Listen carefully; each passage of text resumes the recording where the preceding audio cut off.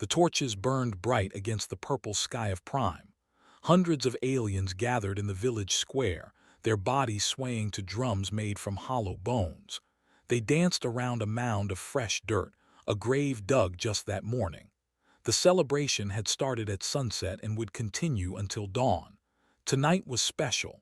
Tonight marked the end of a nightmare. Elder stood on a raised platform overlooking the crowd. She was tall and thin, her body covered in hard green plates like an insect. Her 4 arms spread wide as she addressed her people. Her voice carried across the square, silencing the drums for a moment. "My children, we gather tonight to celebrate a great victory. The last human in our sector is dead. His body lies beneath this dirt. The galaxy is finally free." The crowd cheered. Young ones jumped and screamed with joy. Adults raised cups of fermented nectar and drank deeply. The drums started again, louder than before. A smiled, showing rows of small, pointed teeth. She had waited many cycles for this night. When the galactic sovereignty declared humanity extinct 3 cycles ago, she had wept with relief. But then rumors spread that some humans had escaped the purge. One had been spotted near her village just 10 days ago. They hunted him for a week. He was clever and dangerous, as all humans were. He killed 2 of her best hunters before they finally caught him. They shot him with plasma bolts. They poisoned him to make sure. Then they buried him deep and began planning the celebration. The human's name was Peter. He had lived in a small settlement on the other side of the mountains with his wife and daughter. That settlement no longer existed. I had watched it burn with satisfaction. A young child tugged at her robe. His name was Nyx, barely past his first molting. His eyes were wide with curiosity. "Elder, why were the humans so bad? My teacher says they were monsters, but they looked so small and soft." I knelt down to meet his eyes. "That is exactly why they were dangerous, little one. They looked weak, but they were not. They came from a death world, a planet that tried to kill them every single day. They survived storms and earthquakes and beasts with teeth as long as your arm. They evolved to never give up, never accept defeat." Nyx tilted his head. "But we are stronger than them. Our shells protect us. Our claws can cut through metal." "Yes, but humans had something worse than claws. They had love." I spoke the word like a curse. "They formed attachments so deep that they would die for each other. They would fight beyond all reason to protect their families. A wounded human was more dangerous than a healthy one because they had nothing left to lose." The child shivered. "I am glad they are gone." "As am I, little one, as am I." The celebration continued. Musicians played instruments carved from the bones of great beasts. Dancers painted their shells with bright colors and moved in ancient patterns. Food was shared freely, and stories were told of human atrocities. Some stories were true. Humans had indeed conquered and colonized, spreading across the galaxy like a plague. Some stories were exaggerated. Humans were not actually able to survive in the vacuum of space, despite what the tailies claimed. And some stories were entirely false, invented to justify the purge that killed billions. But no one questioned the stories tonight. Tonight was for celebration, not truth. Midnight approached. The purple sky turned black, lit only by the 3 moons of Prime. The torches flickered in a cold wind that swept down from the mountains. Some villagers shivered and pulled their robes. I raised her cup for a final toast. To peace, to safety, to a galaxy without humans. "To a galaxy without humans," the crowd echoed. They drank, they laughed, they danced. And then the ground cracked. At first no one noticed. The drums were too loud, the celebration too wild. But then the crack spread, running across the dirt mound like a dark wound. The dancing stopped.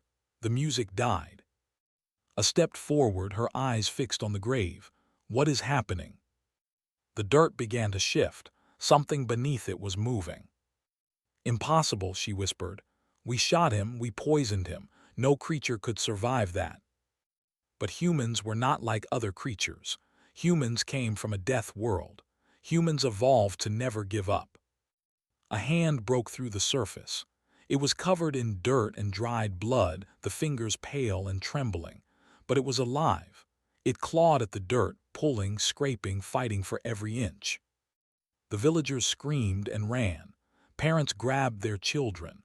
Warriors reached for weapons they had set aside for the celebration. Chaos spread through the square like fire. I stood frozen, watching as a second hand emerged. Then a head, dirt falling from dark hair. Then shoulders, a chest, a body pulling itself free from the grave inch by painful inch. Peter rose from the dead. He stood slowly, his body swaying. His clothes were torn and stained with blood and soil. His eyes were open but empty, staring at nothing and everything. He breathed in deep, filling lungs that should have been still forever. For a long moment, no one moved. The only sound was the wind and Peter's ragged breathing. Then he laughed. It was a cold sound, empty of joy or warmth. It was the laugh of a man who had already died and found that death could not hold him. It echoed across the silent square, bouncing off buildings and sending chills through every creature that heard it. I finally found her voice. Kill him now. 3 warriors charged forward with plasma spears raised. They were brave and well-trained, the best fighters in the village. They had killed many enemies in their lives. They never stood a chance. Peter moved like water, flowing around the first spear and grabbing the warrior's arm. A twist, a crack, and the warrior fell screaming. The second attacker stabbed forward, but Peter was already gone, stepping to the side and driving an elbow into the warrior's throat. The third hesitated for just a moment, and that moment was enough. Peter took his spear and struck him across the head, dropping him to the ground. All 3 lay groaning in the dirt.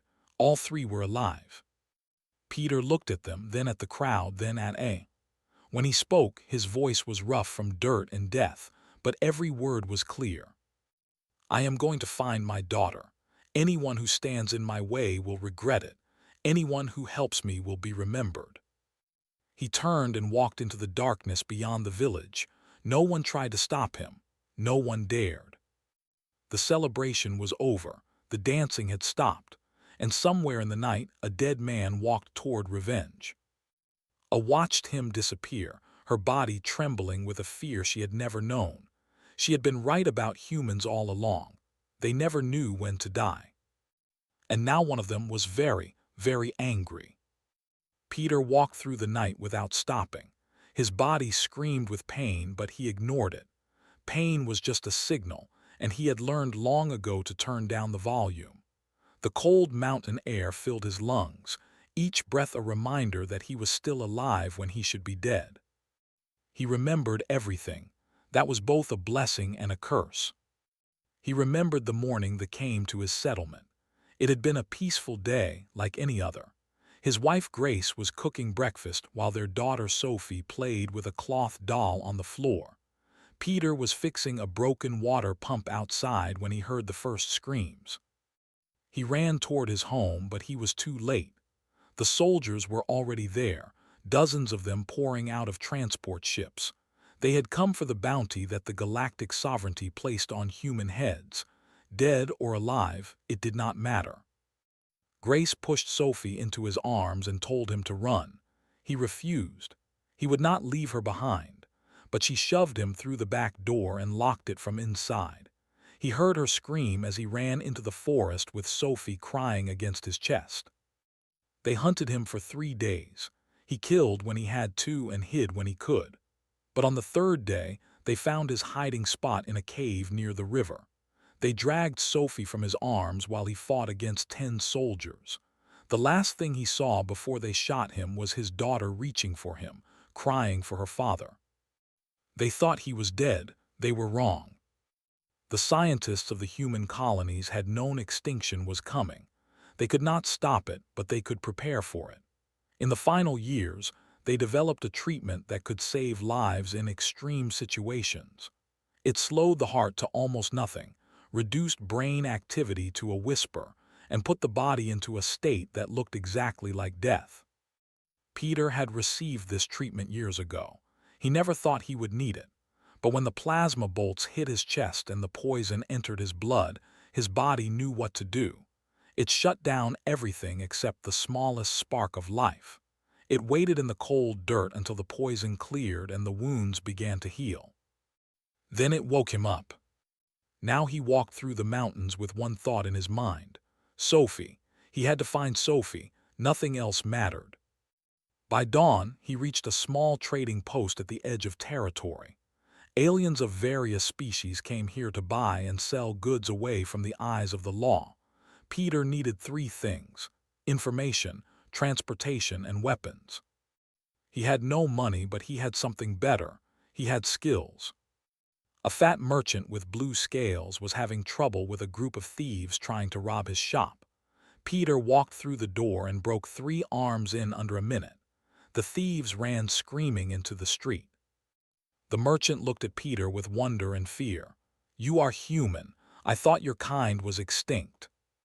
"Rumors of our death were exaggerated," Peter said. "I need a shuttle, a plasma pistol, and information about child trafficking in this sector." The merchant hesitated. "The galactic sovereignty pays good money for humans, dead or alive." Peter stepped closer. "I just climbed out of my own grave. I killed 3 warriors without a weapon. Do you really want to test what I would do to someone who tried to turn me in?" The merchant was not a brave creature. He gave Peter everything he asked for.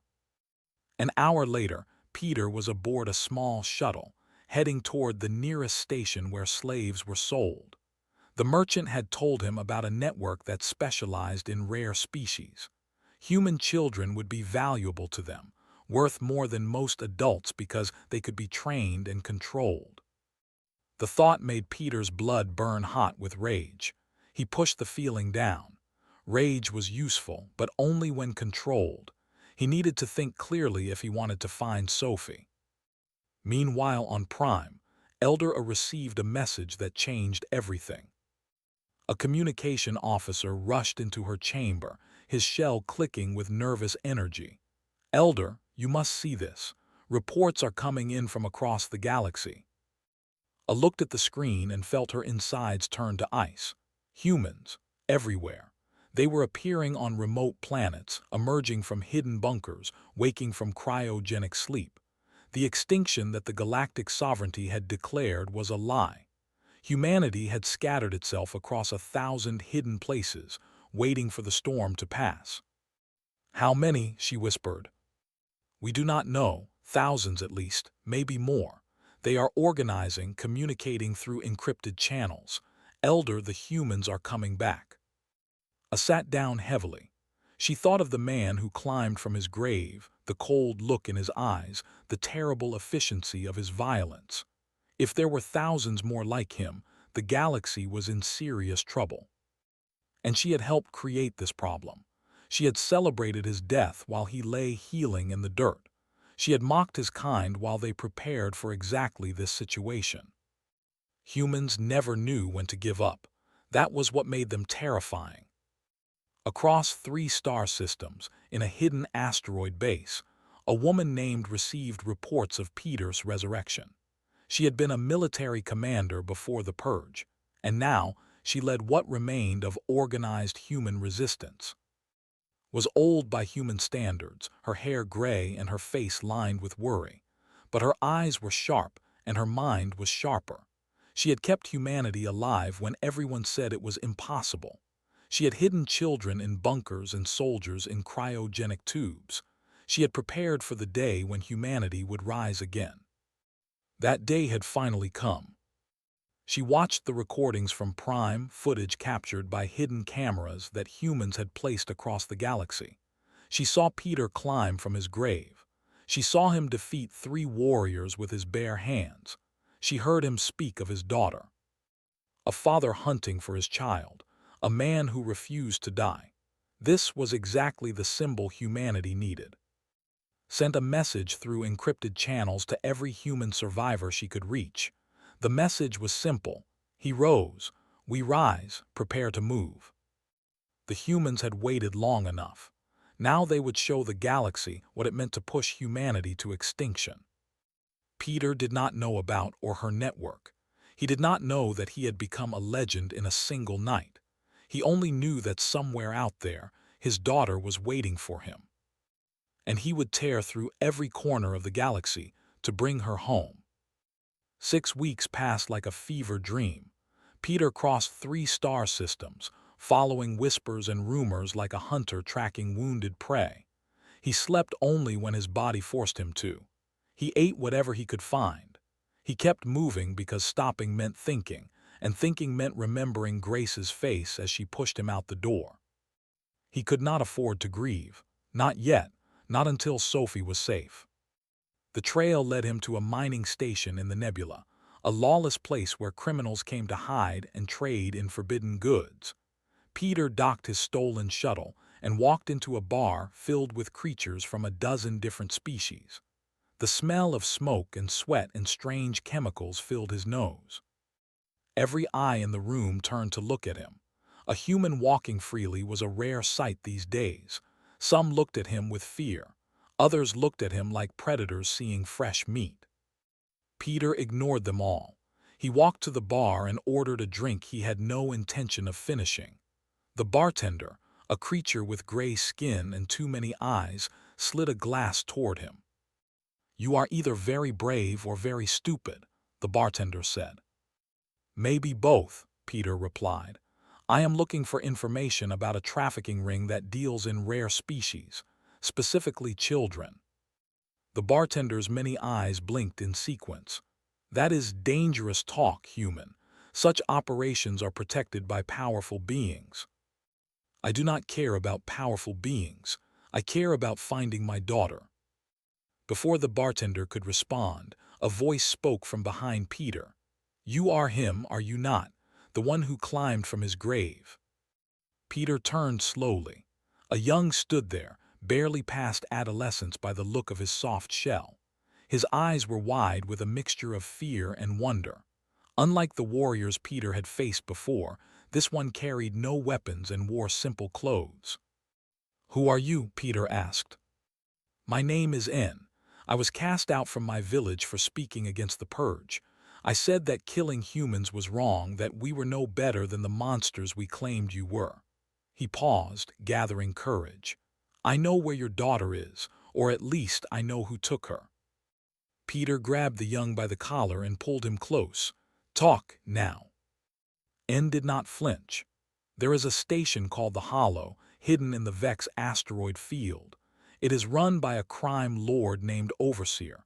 He deals in slaves of all species, but human children are his most valuable merchandise. If your daughter was taken by traffickers in this sector, she is there." Peter released him slowly. "Why would you help me? Your people killed my wife. Your people hunt my kind like animals." "Because my people are wrong," N said simply. "I watched the recordings of what happened in that village. I saw you spare those warriors when you could have killed them. A monster would not show mercy. You showed mercy. That tells me everything I need to know about who the real monsters are." Peter studied the young for a long moment.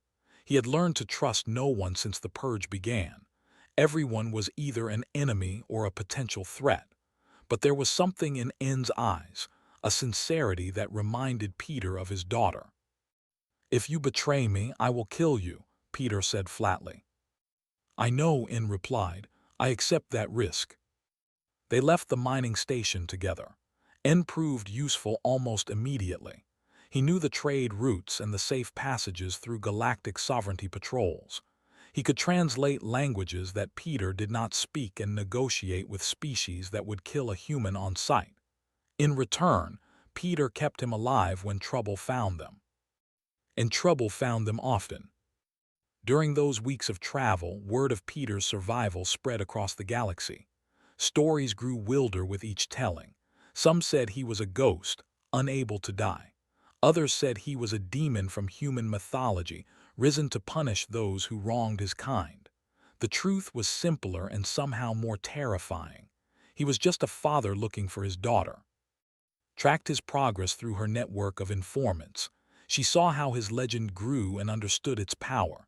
When humans heard about Peter, they found hope. When aliens heard about him, they found fear. Both reactions served her purpose. She sent carefully worded messages to her people. Prepare for extraction. The hollow will fall soon.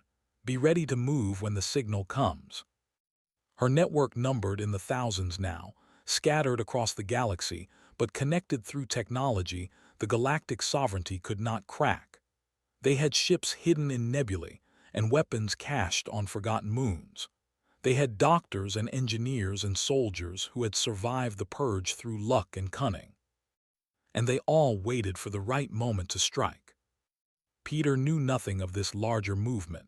His world had shrunk to a single point of focus: Sophie. Her face was the first thing he saw when he closed his eyes and the last thing he thought of before sleep took him. He remembered how she laughed, how she always asked too many questions, how she called him Daddy in that high voice that melted his heart. On the 42nd day since climbing from his grave, Peter's shuttle approached the Vex asteroid field. Somewhere in that maze of rock and metal was the hollow. Somewhere inside that station was his daughter. En looked at the asteroid spinning slowly in the darkness of space. Has an army of guards, hundreds of them. The station is a fortress. How do you plan to get inside? Peter smiled his cold smile, the same one he showed the village that night. I will walk through the front door. That is insane. Maybe, Peter said, but they think humans are weak. They think we are extinct. They do not expect one of us to come knocking. That surprise is worth more than any army. En shook his head but said nothing more. He had seen what Peter could do. He had watched him defeat enemies twice his size with nothing but his hands and his will. If anyone could walk into a fortress and walk out with a child, it was this human. Peter guided the shuttle toward the hollow. In his pocket, he carried the cloth doll that Sophie had been holding the day they took her.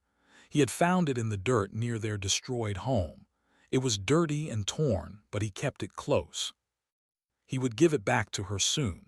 He would hold her in his arms and tell her that everything was going to be all right. And anyone who tried to stop him would learn why humans should never have been hunted in the first place. The hollow was exactly what its name suggested. Someone had carved a massive station into the center of an asteroid, hollowing out the rock and filling it with metal corridors and dirty chambers. Ships came and went through a dozen docking ports, carrying cargo that was never inspected too closely. Laws did not exist here. Only power mattered. Peter docked his shuttle in a public bay and walked into the station like he belonged there. His clothes were worn but clean. His face was calm. Nothing about him suggested he was anything more than a trader looking for goods. But his eyes moved constantly, noting exits and guard positions and the layout of every room he passed through. He had learned this skill during his years as a colony defender.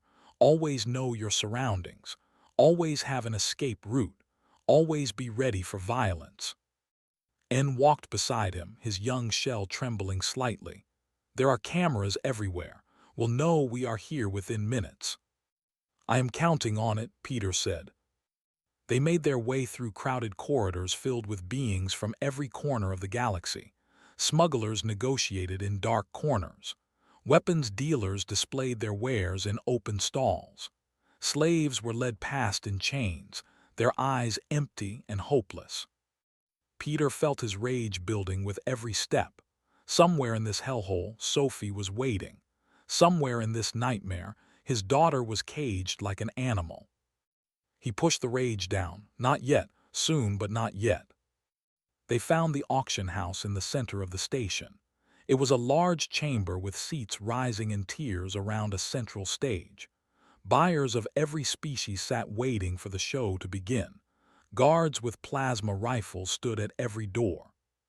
Peter scanned the room and found what he was looking for. Along one wall stood a row of cages. Inside each cage was a child of various species, cleaned and dressed for sale. And in the third cage from the left, clutching the bars with small hands, was Sophie. She was thin and pale, her hair tangled and her dress dirty despite attempts to make her presentable. But she was alive. She was alive. Peter's heart stopped for a moment. He had imagined this moment 1,000 times during his journey, but the reality hit him harder than any weapon ever could. His daughter was right there, just 100 feet away, and between them stood an army.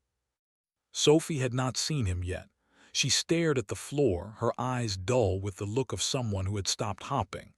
Peter wanted to call out to her, to tell her that Daddy was here and everything would be all right. But he could not.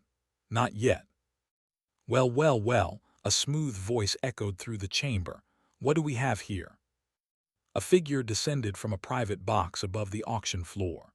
Overseer was a tall creature with skin like polished metal and eyes that glowed with a sickly yellow light. He wore robes of the finest fabric and rings on every finger. His smile showed teeth filed to sharp points. A human walking freely in my station. I heard rumors of your survival, Peter. The man who refused to stay dead clasped his hands together with delight. Do you know how much a live human is worth these days, especially one with your legend? Guards moved to surround Peter. He counted 12 in the immediate area with more at the doors. They held their weapons ready, waiting for the signal to fire. I did not come here to be sold, Peter said calmly. No, I imagine you came for that child, gestured towards Sophie's cage. She is quite valuable, you know, healthy, young, trainable. I was expecting excellent bids tonight, but a pair, a father and daughter, that would be priceless. Peter smiled his cold smile. I am going to take my daughter and walk out of here. Anyone who tries to stop me will regret it. Laughed, a high sound that echoed off the stone walls. You are one man against an army. You cannot possibly think you will survive this. I crawled out of my own grave 6 weeks ago.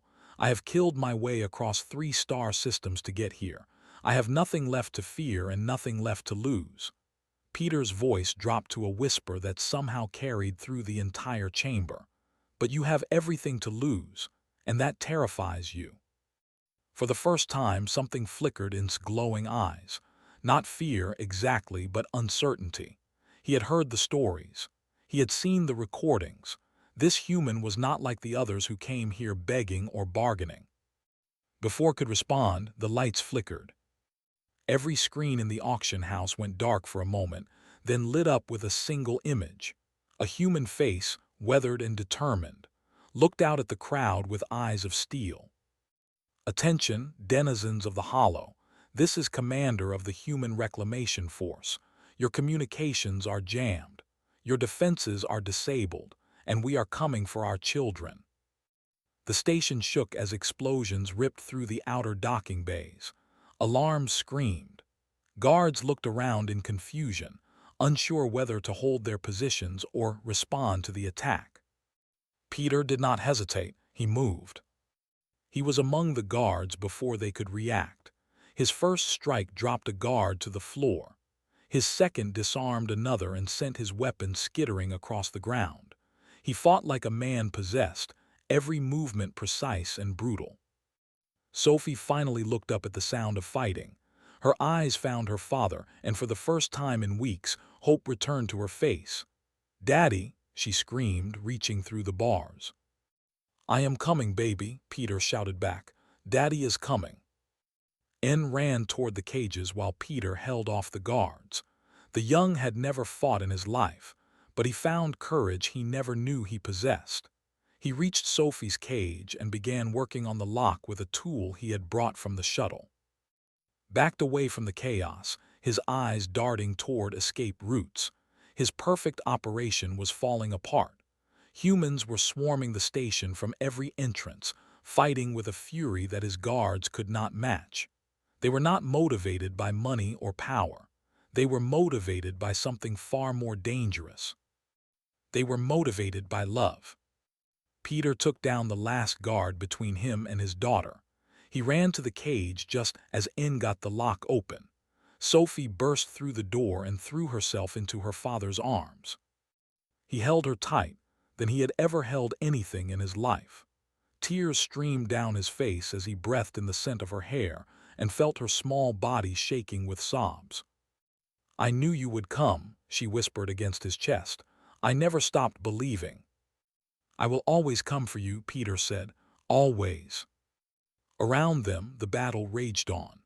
But in that moment, surrounded by fire and chaos, Peter held his daughter and felt something he thought had died in that grave. He felt hope. Humans poured through every entrance, fighting with weapons scavenged from 100 worlds. They moved in coordinated teams, covering each other, never leaving anyone behind. The guards of the Hollow were trained killers, but they fought for money. The humans fought for something else entirely. Peter stayed with Sophie through all of it. He found a safe corner behind a fallen barricade and held her close while the fighting raged around them. She buried her face in his chest and covered her ears against the sounds of plasma fire and screaming. "It is going to be okay," he told her again and again. "Daddy has you. Nobody is going to take you away again." En fought beside them, using a fallen guard's weapon with clumsy but determined hands. The young had never killed anyone in his life. Tonight he made exceptions. He would think about what that meant later. For now, he only thought about keeping the child and her father alive. Slowly, the sounds of fighting grew distant. The human forces pushed deeper into the station, freeing slaves and securing corridors. The guards who survived threw down their weapons and surrendered. His army had collapsed in the face of an enemy who simply refused to stop. Walked into the auction house an hour after the fighting ended. Her gray hair was covered in dust, and her uniform was stained with blood that was not her own. She looked around the chamber with tired eyes, then spotted Peter and Sophie huddled in their corner. She walked over and knelt beside them. "Peter, I have been watching your journey since that night in the village." Peter looked up at her with cautious eyes. "Who are you?" "Commander, Human Reclamation Force. We have been preparing for this day for years, waiting for the right moment to strike." She smiled softly at Sophie, who peeked out from her father's arms. "Your father's story gave us that moment. When word spread about the man who rose from his grave, it gave our people hope, and it made our enemies afraid." Peter shook his head slowly. "I was not trying to start a movement. I just wanted to find my daughter." "I know, that is exactly what made it so powerful," stood and offered her hand. "The fighting is over. The Hollow is ours. We are turning it into a sanctuary for refugees, for anyone who needs protection from the sovereignty. You and your daughter are safe here." Peter took her hand and rose to his feet, still holding Sophie. His body ached with exhaustion and wounds he had not noticed during the fight. But he was alive. His daughter was alive. That was all that mattered. In the following hours, the full scope of the victory became clear. Over 200 children had been freed from this operation, along with hundreds of adult slaves. Families were reunited in scenes that made even hardened soldiers weep. Doctors treated the wounded while engineers worked to repair the station's damaged systems. Himself was captured while trying to escape through a hidden passage. En had found him cowering in a storage room, his fine robes torn and his glowing eyes dim with fear. The young marched him at gunpoint to a holding cell where he would await trial for his crimes. "You showed courage today," Peter told En afterward. "I was wrong about you." En's shell had darkened with the equivalent of a blush. "I was wrong about humans. We were taught that your kind was violent and dangerous. We were not taught that you were violent and dangerous because you loved so deeply. There is a difference." Peter nodded slowly. "There is. I hope more of your people learn to see it." 3 days later, a message reached Prime. Eldera received it in her private chamber, her 4 hands trembling as she read the words. The Hollow had fallen.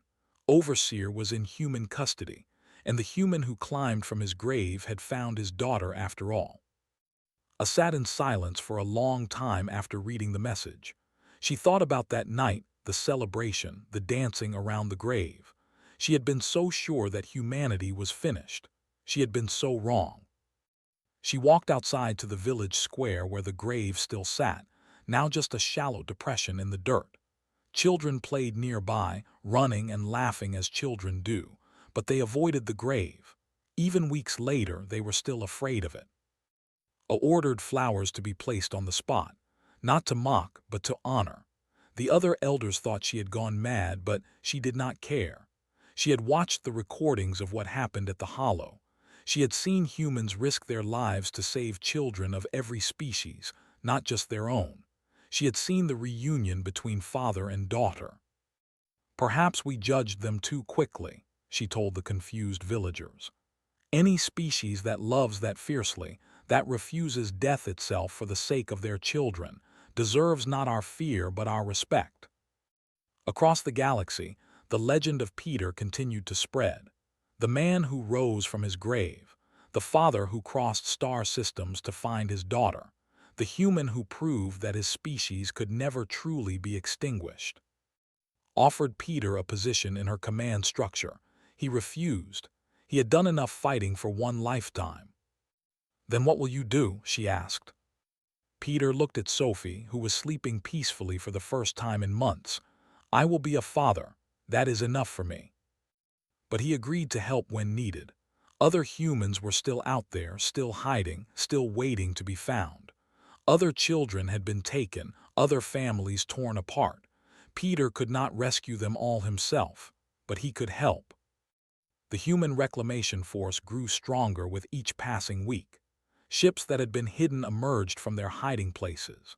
Soldiers who had survived in cryogenic sleep woke to find that humanity still had a future. Scientists and engineers and farmers and artists, all the pieces needed to rebuild a civilization, came together under his leadership. The Galactic Sovereignty issued statements denying that humans posed any threat. They claimed that the attack on the Hollow was the work of a small group of extremists, but everyone knew the truth. Humanity was back, and this time they would not be caught off guard. Peter and Sophie stood together by a viewport in the sanctuary station, watching stars wheel slowly past in the endless black.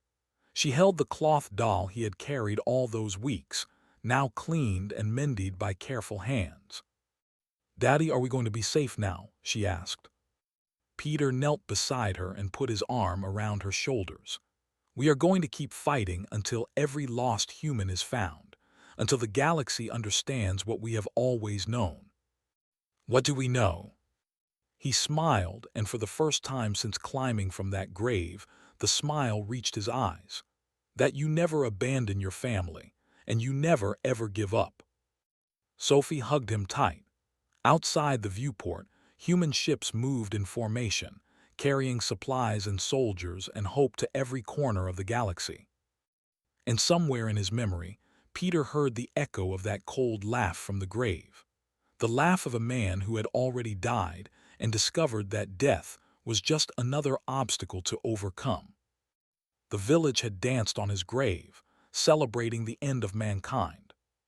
They were no longer dancing.